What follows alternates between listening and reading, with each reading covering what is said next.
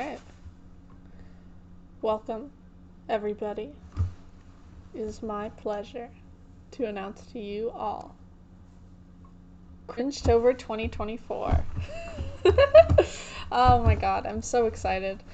I tried to take some of the feedback from last year into account with this year's list, and I also really wanted to push the mediums used for the list, as opposed to just keeping it illustration based only. Of course, I think it's remained vague enough that it can be applied to pretty much any creative way to express yourself, but some specific days are meant to encourage illustrators to try out different art mediums.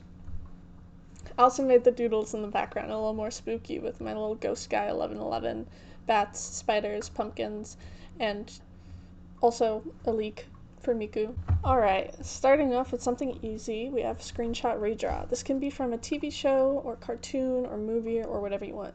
You can replace the characters or just redo it in your own style. Tsundere. I'm actually not sure if I'm saying that right, but last year one of the prompts was yandere, and some people pointed out to me that yandere is a trope often used to stereotype certain mental illnesses, so this year it was replaced with tsundere. If you don't know, tsundere is the trope where a character, usually a girl, pretends to find their love interest annoying out of embarrassment for their crush. Next we have oversized prop. Pretty straightforward. Love a good disproportional hammer. Persona is one of the prompts from last year's list that's making a return. This time I combined it with fursuit though, and here's where we sort of get the first bit of encouragement to explore outside of 2D illustration. I know full suits are expensive, so let this be your sign to make or design a partial yourself out of whatever you have lying around. Cardboard, fabric and wire, even paper.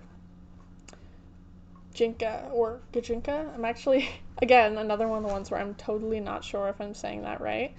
It's a humanization of anything, whether it be a Pokemon or other monster character, an animal, a concept, or emotion, like from Inside Out, an object, or even something like an app or a program.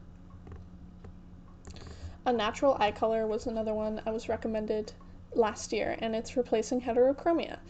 Besides, I feel like two different eye colors aren't even that common for Mary Sue type characters anymore, and it's sort of been replaced with more unnatural bright eye colors instead. Crossovers used to be really common during earlier days of Tumblr, with like Super Hulock and the whole Elsa x Jack Frost thing that was popular for a while, and it just really isn't that common anymore, so I thought it would be fun to sort of bring it back. Dead meme. Perfect opportunity for people like me who see a really cool meme or trend going around and then they just totally don't get around to doing it until much after it's lived its life. Childhood video game. This can be anything, but I was specifically thinking of stuff like Pokemon, Sonic, Mario, Minecraft, Five Nights at Freddy's, or Undertale.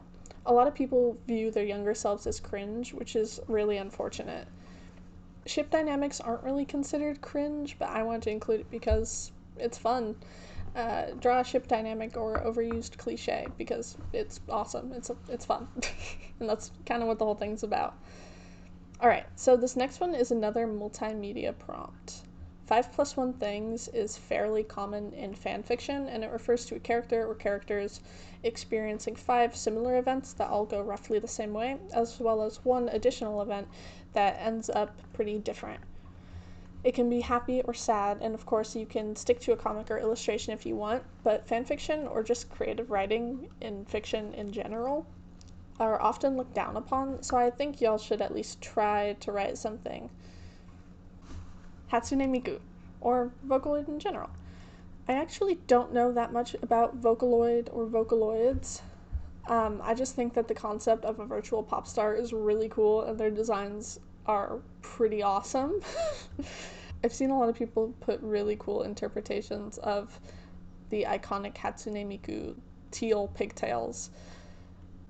Rule 63 states that for every male character there exists a female counterpart, and for every female character there exists a male counterpart.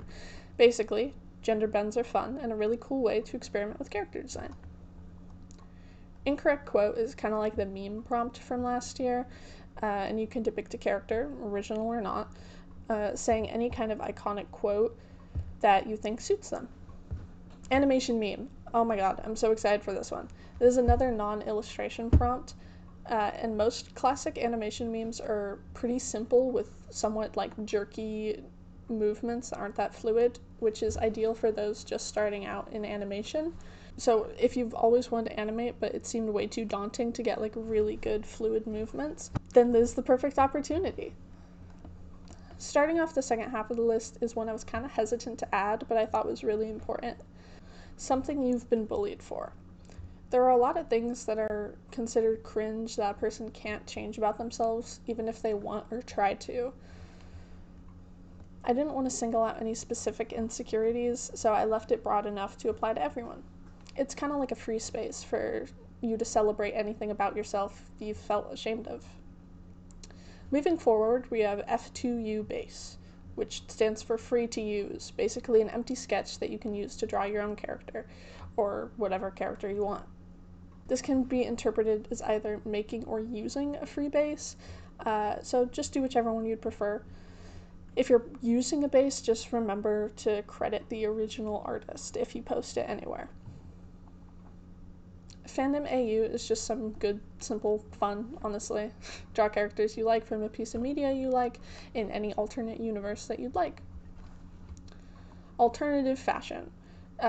Traditionally seen fashion is what would go here, but I feel like most alternative fashion styles are considered cringe, so you can use whichever one you want. Your opportunity to experiment with a fashion style you've always thought was cool, but were too nervous to try. Alternatively, just draw a character that is wearing really cool alt fashion. Another replacement from last year's list is Tumblr Sexy Woman. Last year was Tumblr Sexy Man, of course. Basically a character that is, for whatever reason, incredibly popular and found very attractive. Except this time, only female characters allowed. I thought it would be a fun spin to put on the whole thing. Closet cosplay is another one I'm super excited about. Build a cosplay using only things you already have in your closet. I want to encourage people to get into cosplay since it's such a fun hobby, and there's this idea that it's really expensive and really difficult to do, when really it doesn't have to be.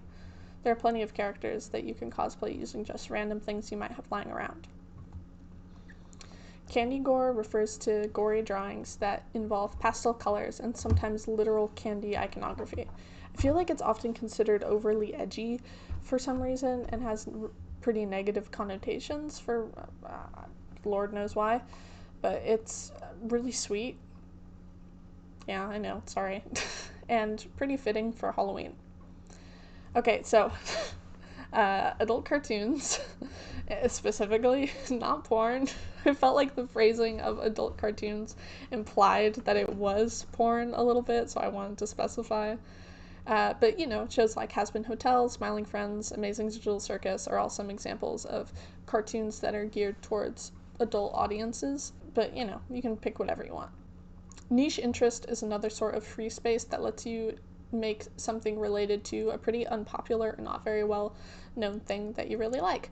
So basically, if there's something that you're a huge fan of that has a really small fandom or like a community around it, you can use this as your excuse to talk about it for once. Okay, so I've never actually used Gacha Life, and I'm realizing now that I spelled it wrong. Put a T and there's no T in it, but the list is already done, and it was kind of difficult to get it to look this nice, so it's staying that way.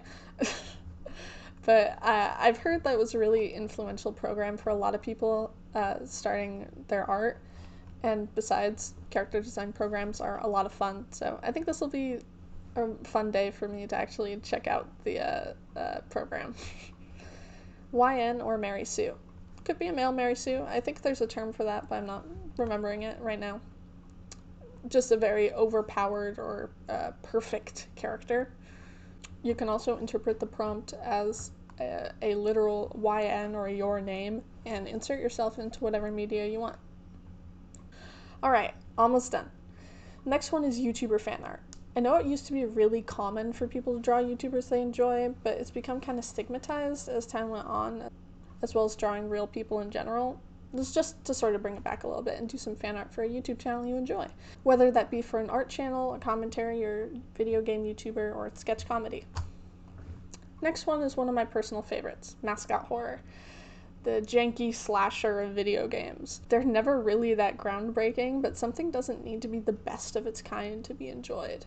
Sometimes a really simple concept is popular because it's so simple. Something that looks like it's for kids but it's deadly, sign me up, honestly. Mascot horrors are dope as hell, and I'm tired of pretending that they're not. Experimental makeup, I ended up putting this really close to Halloween so that anyone who's too embarrassed could use the upcoming holiday as an excuse for experimenting with makeup. I mean, I encourage you all to be confident in trying new things, but I also understand what it's like to be shy. I've never really worn makeup myself, as you can kind of see. So I'm excited to try some stuff out myself. Of course, if you aren't comfortable wearing makeup, you can totally just draw a character experimenting with their own style. Supernatural or monster character. For whatever reason, demon, vampire, werewolf, fairy, or any other monster type characters are often considered like edgy and lame, and I totally disagree. We need more dope monster characters. They were really popular for a while, and then they sort of faded out, unfortunately. And finally, Halloween. Another free space, just anything that has to do with the holiday. Well, I guess that brings us to the end of the list. As always, this is more of a rough guideline, and Cringetober has no rules. But I do hope you enjoy what I came up with for this year. If you want to skip or change a day, it's all you. Like, if you didn't really play video games as a kid, but there was this, like, show or whatever that you really liked, you can replace childhood video game with childhood cartoon. I do have some merch designs I've been working on that mostly feature my little ghost guy, 1111, but I'm going to keep those under wraps for just a little bit longer. I don't want to give you guys any subpar options, you know? I really can't wait to see what you guys come up with in October. Feel free to tag me, or not, in whatever you make. I love you guys. Stay cringe.